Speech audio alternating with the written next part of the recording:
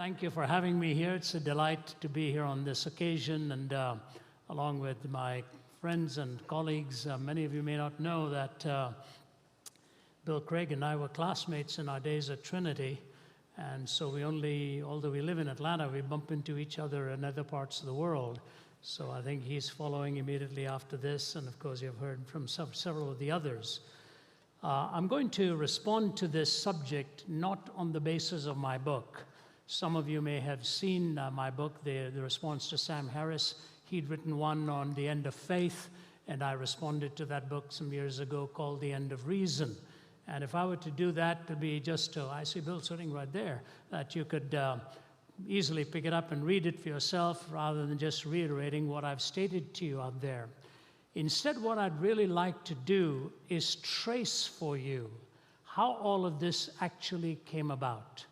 I remember as a young undergraduate student, actually graduate student in the 80s, listening to Francis Schaeffer. He had arrived in Toronto, and I was listening to him speak at that time. And he and Everett Koop were doing a series of lectures on whatever happened to the human race. And as he was talking and projecting where we were headed, I wondered if it was just sort of an overextended way of thinking, extrapolating to ends that we might never get or reach, that some reformer or some thinker somewhere would put a stop to that kind of logical outworking that they were clearly pointing out with our secularized consciousness. But the fact of the matter is, just about everything that they said turned out to be right on. In fact, if anything, it went even beyond what they were projecting would happen. But since we are going to get into some very heavy-duty thinking and have been doing that all afternoon, I want to read for you something that borders a little bit on the lighthearted. Some of you may have heard me use this before, but I think it makes for a good starting point. It's called A Touching Story, The Heart of a Musician, and maybe the brain also. As a bagpiper, I play many gigs. Recently, I was asked by a funeral director to play at the graveside service for a homeless man. He had no family or friends, so the service was to be at a pauper's cemetery in the Kentucky backcountry. As I was not familiar with the backwoods, I got lost. I finally arrived an hour late, and I saw the funeral guy had evidently gone, and the hearse was nowhere in sight. There were only the diggers and crew left, and they were eating lunch. I felt bad and apologized to the men for being late. I went to the side of the grave, and I looked down, and the vault lid was already in place. I don't know what else to do, so I started to play. The workers put down their lunches and began to gather around. I played out my heart and soul for this man with no family and friends. I played like I'd never played before for this homeless man. And as I played Amazing Grace, the workers began to weep. They wept. I wept. We all wept together. When I finished, I packed up my bagpipes and started for my car. Though my head hung low, my heart was full. As I opened the door to my car, I heard one of the workers say, "Never seen nothing like that before, and I've been putting in septic tanks for 20 years.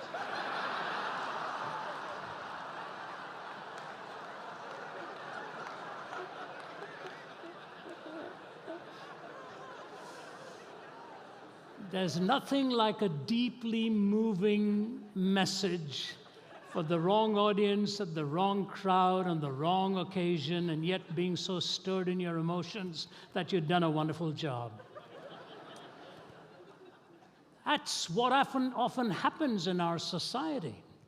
We have come so adrift from our biblical moorings, at least the ideas that steadied this nation and the better part of the world, where so much was rooted in the notion of the ineradicable difference between good and evil. Facts by which we had built our legal systems, our notions of justice, the very value of human life, how intrinsic worth was given to every human being, not extrinsic worth conveyed by some will or fiat power or such authorities to which we look for our definitions in these days. So much has changed. So much is now, as Chesterton would say, with our feet firmly planted in midair. We just have no grounding anymore to define some of the most essential values which we assumed for many years. Just about 10 days ago, I was speaking at the United Nations prayer breakfast, and I was talking to them implicitly on the very notion of what it meant to be human. I ask you this: does it make any sense to even talk about human rights when we don't give a person the right to be human? Where we do not know the definitions for things that are so essential to life, the very possibility of life, the existence of life, the sacred meaning of marriage, of sexuality, all of these have been desacralized.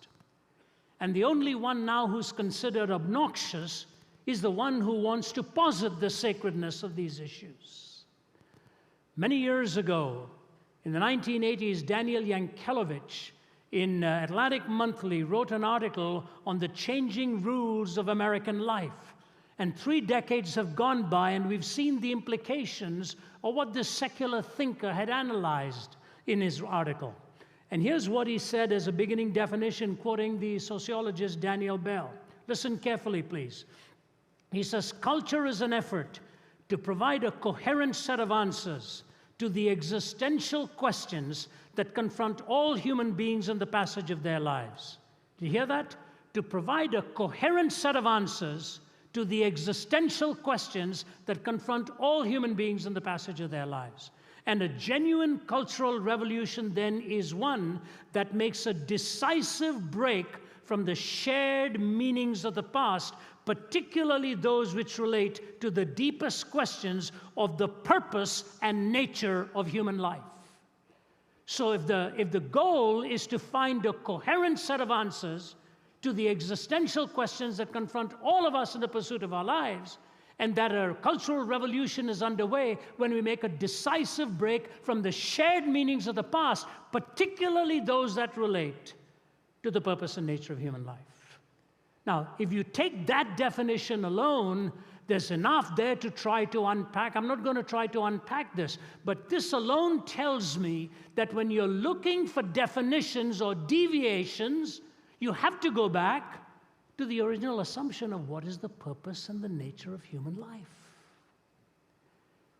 So questions of moral reasoning can only truly be postulated if we have assumed on a common purpose.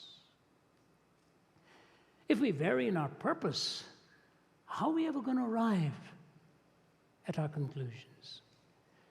You know, I could give you 3 simple analyses of how cultures function. There's going to be a speed course in it for just a 2.5 minute type thing. Cultures are defined in sort of 3 different ways. One is called a theonomous culture. Theonomous, theos God, nomos law, where it is assumed in the mainstream and the flow of the culture that the theos, the God, whom we all sort of in some sense subscribe to, has put his law into our hearts so that we act intuitively from that kind of reasoning. One of the best cultures to exemplify this is the Indian culture, the culture in which I was raised. The respect for parents, the love for family, and all of these, and the heritage play a vital part. In a sense, it's a theonomous type of culture where the divine imperatives are sort of planted within the heart or the conscience of every human being. We move then to a heteronomous culture. Heteros meaning different, nomos law, a different law, where there is a superimposition upon a culture from an exterior source. In religious terms, Islam is a heteronomic culture. You are told and dictated to from the outside, your dietary laws, your celebratory festivals, how you are to practice it. All of your practices are dictated to you from another source, an authoritative source. Islam has that heteronomic value implicit in its own teaching. There's no dispute on that. They would accept that as a fair description. And in secular ideas, Marxism would be that kind of a heteronomous culture where the few dictate the values of the many. So you've got theonomous, God's law sort of in our own hearts, and we move along as a culture with a coherent set of values. Heteronymous, where we are told from the outside what our dictates should be. But then there is an autonomous culture, autos meaning self, nomos law, where each one is a law unto himself or herself. And America would probably describe herself as an autonomous culture, where every individual dictates his or her own moral reasoning. The fascinating thing that has happened in our time, even though we are told we are an autonomous culture, if my values autonomously then move to the fact that life is sacred, all of a sudden a heteronymous culture takes over in dictating to me that I have no right to believe it and share that in a community in any sense of dissenting value systems. Hope you followed what I've said. That if I have autonomy, why is it all of a sudden, if I believe that life is sacred and the values that I hold to are sacred, that all of a sudden I'm told from outside sources, yes, we are in theory autonomous, but you had daren't ever tell the public audience what you believe is right and wrong. Only my belief can be shared as it disagrees with yours. You have no right to ultimately publicly proclaim what you believe. So are we really autonomous then? Or do we bait and switch, allow the person to believe they're autonomous, but if they violate this, we become suddenly heteronymous? That is the new worldview under which the term tolerance really operates. That's the new worldview under which the word tolerance really operates. Now, how did all of this come about? I share with you 3 dramatic changes that took place. The first is called secularization. Secularization is the process by which religious ideas, institutions, and interpretations have lost their social significance. It is a process by which religious ideas, institutions, and interpretations have lost their social significance. One satirist puts it this way: first, dentistry was painless, then bicycles were chainless, and carriages were horseless, and many laws enforceless. Next, cookery was fireless, telegraphy was wireless, cigars were nicotineless, and coffee caffeineless. Soon oranges were seedless, the putting green was weedless, the college boy was hatless, the proper diet fatless. New motor roads are dustless, the latest steel is rustless, our tennis courts are sodless, our new religion godless. That is secularization in action, where religious ideas, institutions, and interpretations have lost their social significance. When this happens, a cultural inversion takes place. And let me move to illustrate this for you so that I can move quickly to my second and third sociological phenomena that I think brought all of this about. I remember in the 1980s when I moved to Atlanta from Toronto. We were living in Toronto prior to that. Watching the transcripts of a trial that had taken place with the pornographic entrepreneur, Larry Flynt. And the general opinion was that Larry Flynt's pornography was so off the charts that he even made Playboy magazine look quite normal and acceptable. That the deviance to which he had gone was absolutely unthinkable, and court cases were brought against him. But the lawyer defending Larry Flynt was very clever. The first thing he did was he said he only wanted people on the jury who did not belong to any church. And so that took a while for them to find somebody in the South who didn't belong to any church. So it took many, many days till that jury was complete. And then when the witnesses came to testify against Mr. Flynt, the lawyer defending Flynt went about it this way. He would say to them this: have you ever been into an art gallery? Yes. Have you ever paid to go into an art gallery? Yes. Have you ever paid to go into an art gallery where you've seen paintings by the great masters of art of unclothed people? Yes.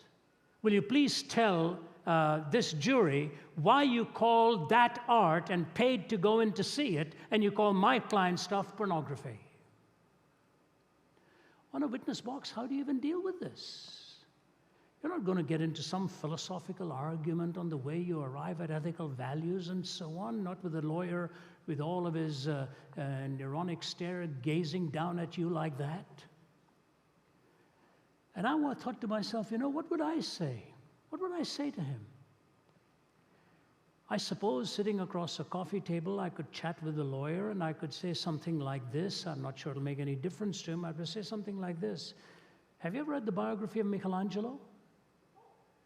Have you ever read the conversation that took place between Michelangelo and his teacher while they were discussing this issue of painting disrobed human bodies? And the teacher looked at Michelangelo once and said to him, "Can you tell me why you are doing this?" And Michelangelo said to him, "Because I want to see man as God sees man." And Michelangelo looked at him and said, "But you're not God, are you?" And the writer of Michelangelo's biography just moves on from that without even bothering to sort of deal with this anymore. But I think the ultimate argument has to filter down into something more engaging on the issue of reason here. So please track me with me. When C.S. Lewis, in his book, gave his in allegorical fashion his story of his conversion, Pilgrim's Regress, the reason he calls it a pilgrim's regress rather than progress is because if you know Lewis's conversion story, how he moved from one worldview to another, from atheism to pantheism, he struggled with pantheism for some time, till ultimately, in his words, he was dragged into the kingdom, kicking and screaming, the most reluctant convert in all of England. And then he went on to say, "I thought I'd come to a place, I found out I'd come to a person." That's the first line of that next chapter. I thought I'd come to a place, I found out I'd come to a person. And this theistic framework and this relationship then redefined everything. But in this allegorical journey, while he's going through the philosophy of humanism, the incredible thing is that he pictures himself as a man sitting in a mountain called the Spirit of the Age, bound in chains. That's an amazing description of the humanistic worldview for a man in the thick of it. You would think of him as robust and free without any law, but he pictures himself as bound and in chains. And the waiter comes and offers him a glass of milk, and he unbinds his chains, and he takes the milk and he's drinking it, and he makes the comment, "This is delicious, nutritious milk." The waiter looks at him and says, "You just call it delicious, nutritious milk. It's nothing more than the secretion of a cow. So the cow secretes urine, it secretes milk. What's the difference?" And then young John makes the mistake of saying, "I should never have said it, but I commented on the tastiness of the eggs." And at this point, the analogy he drew, I won't draw for you. Quite pathetic, quite nauseating, really. And he said he just groaned under that description, finished his breakfast, hurriedly pushed the tray away. And then he says this, "All of a sudden, reason came riding on a horse and rescued me and said to the waiter, 'You lie, you lie. You don't know the difference between what nature's meant for nourishment and what nature's meant for garbage.'" You see, at least in the grand artist scheme of things, maybe in the portrayal of the human body, however it was done with whatever intent, all right, you give that artist the benefit of the doubt. But when a young woman or man, unclad, is in front of the lens of a camera for the pure purpose of titillating the baser instincts in the mind of another person to a point where it will almost ineradicably ruin their minds and imagination and ultimately take them to a point of even the ruination of their marriage, is that mere art? How many people do you find who go into an art gallery, come back and say, "You know, I saw a painting on the wall and it ruined my marriage ultimately"? But the woman in front of that lens or the young man in front of the lens ought to look at the photographer and say, "Don't do this to me. Please don't do this to me in this dehumanization process of just so destroying the imagination of someone in an insatiable way that they'll never be satisfied." But when secularization has had its full course, a young man or a young woman like that will never do it. Do you know why? Because the process of secularization, when it's done its work, will ultimately destroy a sense of shame within a culture. You take shame away. You take shame away from a highly educated person, and you've got a monster in the making. It's precisely what Hitler wrote, exact words, when he has him pinned today on Auschwitz. I want to raise a generation of young people devoid of a conscience, imperious, relentless, and cruel. No shame, no guilt. Even today, psychiatrists are wrestling with the possibility of a drug that can actually deal with post-traumatic stress disorder, PTSD. But their great struggle of their own consciences, if we can find a drug which can take away and deal with the memory of these horrific things that were done under their watch. What if a rapist takes it the morning after and wipes out his own memory of all the awful things that he did? Can we afford to invent a drug that a murderer or a rapist can actually ingest the next morning and have no sense of shame and no sense of remorse, no sense of regret? The danger with the kind of world that the Sam Harrises ultimately say, not with intent, but with logical outworking, is that it'll produce a generation of men and women without shame. And I'll tell you, the tragedy of that is a production of hell. Just 3 days ago, I had one of those landmark experiences in my life. I was talking to some of my colleagues at dinner on this last night. You know, I've done this now, been a speaker on the circuit for nearly 4 decades. And if I were to take 8 or 10 moments in life that defined me, I would say this Tuesday of this week defined some of that for me. I was at Angola prison, speaking to 5,300 prisoners, 80% of whom are on life without parole. Think of that.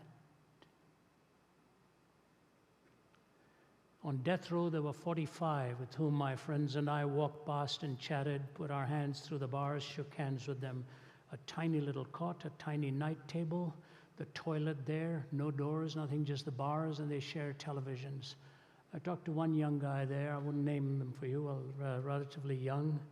I said, how long have you been? I'm not allowed to ask how long they've been there. I just said, how are you doing? He said, fine. He said, I've been here 16 years on death row, you know. I said, how old are you? He said, I'm 35. I said, you were here from when you were 19? He said, yes, sir. And I was not allowed to ask why they're there. He looked at me and he said, I got involved with organized crime when I was 16. And he said, like a dog going back to the vomit, I kept going back and kept going back. And the things I did, I wouldn't even describe for you. And here I am now awaiting the final day till they'll take me out for my last meal and do away with me. You know what? When you go to the execution chamber, it's a very sobering thing to look at. In fact, when I came back, I'm still processing it. I told my wife, I said, I want to take every member of my team there. They have this stretcher laid out with straps and the injection that is finally given. It used to be electrocuted. Now the injection is given. And the prisoners there build coffins. But they asked the prisoners if they would build this bed on which the injection was administered. They refused because they said our own mates will be killed on that. Interesting, isn't it? Men who are probably there for killing somebody else didn't want to create an instrument that would kill their own mates and their own buddies. It tells you that deep inside your conscience, there is that struggle that goes on the sacredness of life and the inviolability of it. When they lost their sense of shame, they destroyed other lives. When the sober-minded thinking came back, they said, we can't do anything like this. Secularization has a deadly effect when it is uninformed by a transcendent moral order. Pluralization is the next wave with which we moved, where there is a competing number of worldviews available to its members and no one worldview is dominant. A competing number of worldviews available to its members and no one worldview is dominant. Pluralization is a good thing. To have to have different accents, to have different languages. There's a fast food outlet in Los Angeles. It's where a Korean is selling kosher tacos. That's quite a culinarily pluralistic offering out of his little wagon out there. Quite fascinating to watch. When I first came to Canada, when I was 20 years old, there were 500 Indians in Toronto. 500. Today, they're all there in taxis waiting for you at the airport to pick you up. There's 500,000 of them in Toronto now.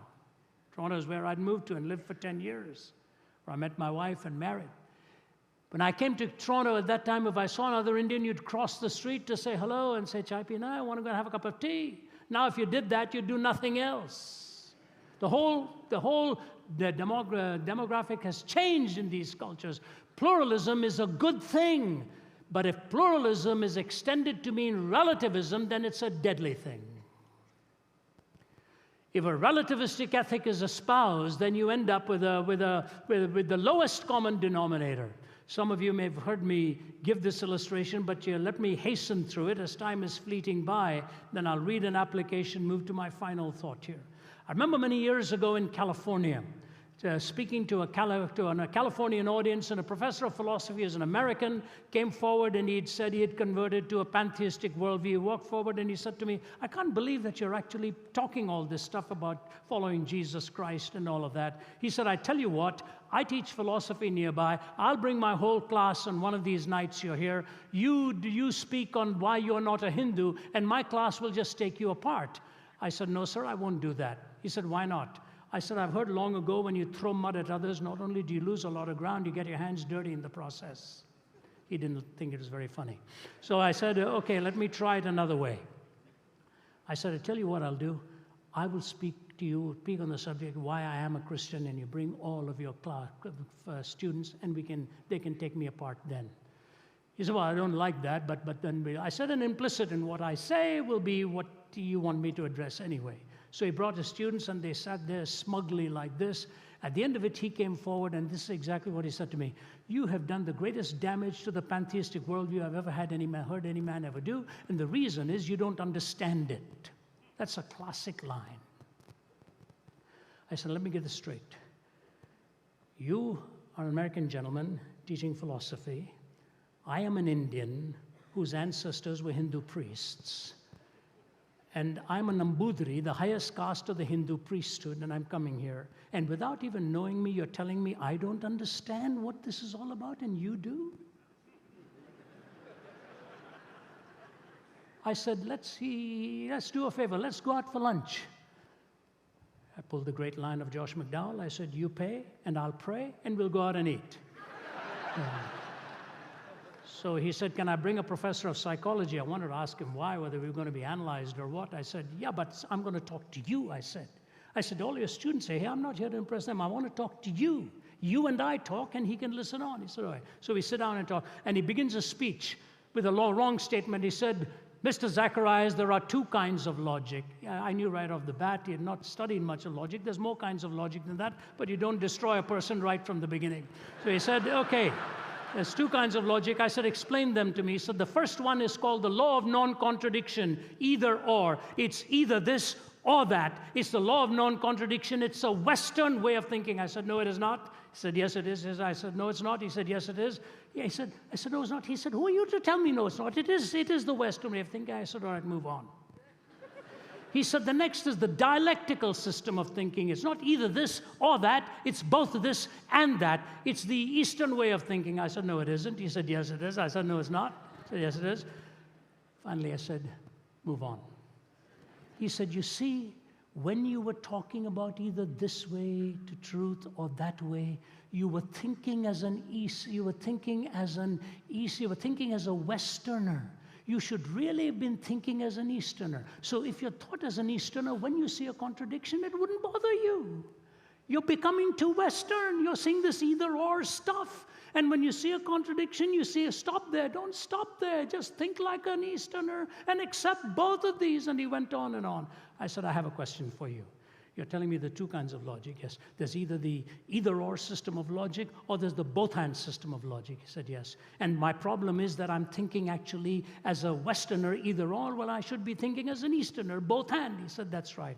I said, "Will you help me then? When I'm studying pantheism, I either use the both-and system or nothing else. Is that what you're telling me?"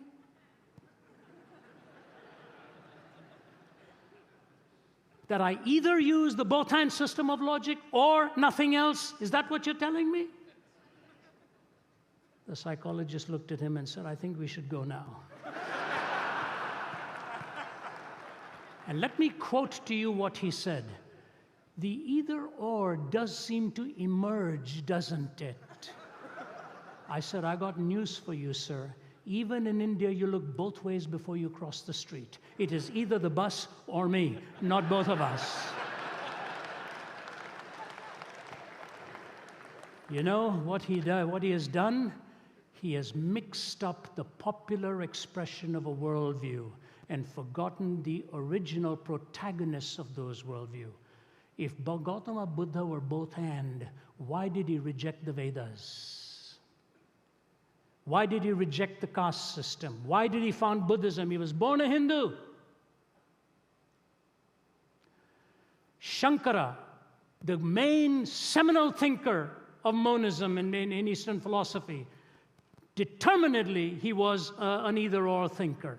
And when his mother became a worshiper of gods, they asked him, what on earth is this? You said that's false. He said, well, she's in the process. She will emerge into the monistic way of thinking and find out all of this was a scaffolding she needed to shake off. G.K. Chesterton, describing the tragedy of this both-and type thinking, says this: the new rebel is a skeptic and will not entirely trust anything. He has no loyalty, therefore he can never be a true revolutionist. And the fact that he doubts everything gets in his way when he wants to denounce anything. For all denunciation implies a moral doctrine of some kind. And the modern revolutionist doubts not only the institution he denounces, but the doctrine by which he denounces it. So he writes one book complaining that imperial oppression insults the purity of women, and then he writes another book, a novel, in which he insults it himself. He curses the Sultan because Christian girls lose their virginity, then curses Mrs. Grundy because they keep it. As a politician, he cries out that war is a waste of life, then as a philosopher that life itself is a waste of time. A Russian pessimist will denounce a policeman for killing a peasant, then prove by the highest philosophical principles that the peasant ought to have killed himself. A man denounces marriage as a lie, then denounces aristocratic profligates for treating it as a lie. He calls the flag a bauble, then blames the oppressors of Poland or Ireland because they take away that bauble. The man of this school goes first to a political meeting where he complains that savages are treated as if they were beasts, then he takes his hat and umbrella and goes on to a scientific meeting where he proves that they practically are beasts. In short, the modern revolutionist, being an infinite skeptic, is always engaged in undermining his own minds. In his book on politics, he attacks men for trampling on morality. In his book on ethics, he attacks morality for trampling on men. Therefore, the modern man in revolt has become practically useless for all purposes of revolt. By rebelling against everything, he's lost his right to rebel against anything.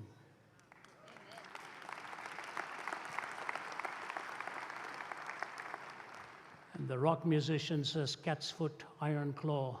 Neurosurgeons scream for more from paranoia's poisoned door. 21st century schizoid man. Death seed, blind man's greed, poets starving, children bleed. Nothing he's got he really needs. 21st century schizoid man. Blood rack, barbed wire, politicians, funeral pyre, innocents raped with napalm fire, 21st century schizoid man. The walls on which the prophets wrote is cracking at the seams. Upon the instruments of death the sunlight brightly gleams. Will no one lay the laurel wreath as silence drowns the screams? Between the iron gates of fate the seeds of time are sown, and watered by the deeds of those who know and who are known. Knowledge is a deadly friend when no one sets the rules. The fate of all mankind I see is in the hands of fools. Confusion will be my epitaph as I crawl a cracked and broken path. If we make it, we can all sit back and laugh, but I'm afraid tomorrow I'll be crying.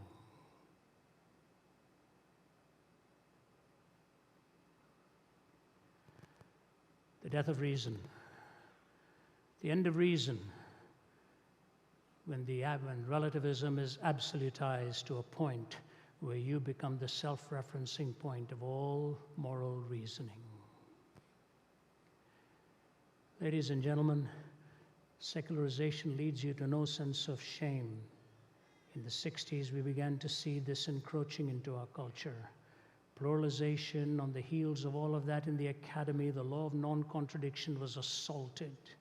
And the so-called both and, which is really not ultimately lived out anyway, takes wings and soars into our cultural ethos. And when I look upon it and say, the end of it is the end of shame and secularization, the end of reason and pluralization, which leads you to the last, and that is privatization. Privatization is a cleavage, a breakdown in your experience between your public and your private life, and you're forced to find meaning in your private life. There's a cleavage, there's a breakdown. And what happens when that takes place? What happens is a complete loss and a complete death of meaning. No shame, no reason, no meaning. That's where we are today. That's where we are today. That's why you have come here today. Because you know the answers of the world are just not making sense, and you're hungry to find what is the best way to communicate this. You know, I was only 17 years old when I ended up on a bed of suicide. I know what it is to hunger for meaning and not have it. I know what it is to be ashamed of the way my life was going and not wanting to ever face people. I knew the irrationality of my own choices. And the thing that I least expected, a man walked into my hospital room with a Bible. And the words of Jesus to Thomas, "Because I live, you also shall live," so struck to my heart like a pierced instrument would. As we walked away from Angola, the chaplain to the University of Virginia basketball and football teams, a guy about 6'6", 250, big guy, George Morris, walked away, and he's walking beside me back to the plane, and he says, "You know, Ravi, in every cell I saw a Bible. But if we put that same Bible in our high schools today, they'll take us to court for invading into the life of young men and women." He said, "I guarantee you that if more of those Bibles are in those high schools, there'll be less of these people behind these bars today."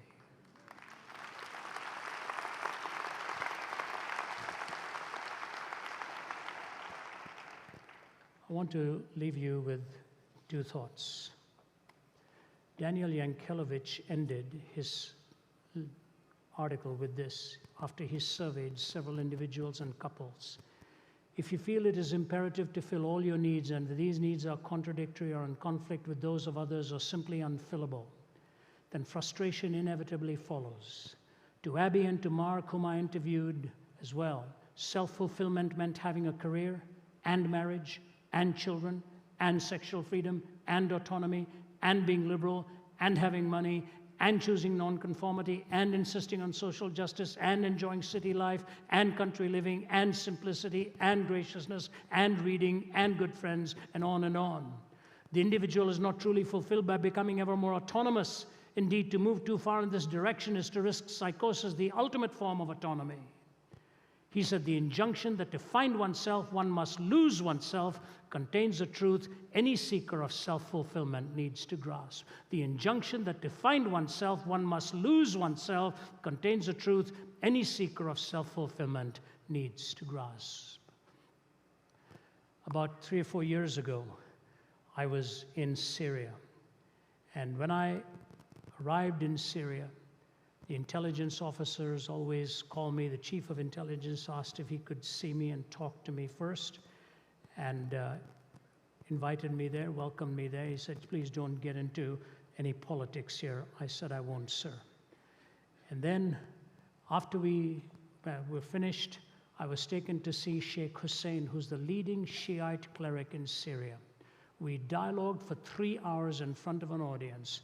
I could ask him one question on Islam, he would answer it. He could ask me one question on Christianity, I would answer it. And we agreed that be cordial and not in any way insulting or mean-spirited, just honest questions. Sheikh Hussein was a real gentleman. We had the interpreter sitting between us. She would interpret my thoughts to him and his thoughts to me. I'll never forget, as the time was coming to a close, Sheikh Hussein looked at me as a leading Shiite cleric in Syria. And he looked at me and he said, "You know, Dr. Zacharias," he said, "I think I have to say something to you. Maybe it's about time we as Muslims stopped asking if Jesus died on the cross and start asking why."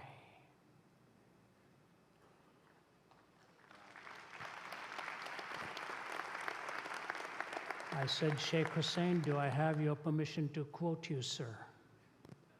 He said, yes, you can. When you see a society without shame, without reason, and without meaning, take a look at the cross again and try to understand what the word redemption actually means. Goes way beyond forgiveness, goes way beyond acceptance.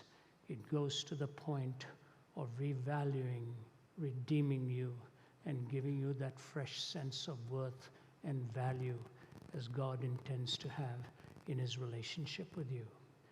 Douglas Copeland, in his book, Life After God, this secular thinker, this Canadian thinker, ends his book with these words, and I end with this quote. He talks about his friends in British Columbia. He left and wandered around, each in a different direction, ultimately ending up far away from all belief except their own indulgent lifestyle. Here's how he ends. He says, now here is my secret. I tell you with an openness of heart that I doubt I shall ever achieve again. So I pray. So I pray you are in a quiet room as you hear my words. My secret really is this. I need God. I need God. I am sick and can no longer make it alone. I need God to help me give because I no longer seem desirous or capable of giving. To help me to be kind as I no longer seem capable of kindness. To help me live, to help me love as I seem beyond being able to love. So ends his book. I need God. I need God. Without God, reason is dead. Hope is dead. Morality is dead. Meaning is gone. In Christ, you recover all of these. So I commend the organizers for having a conference such as this, and I thank you for giving me your attention. May God richly bless you.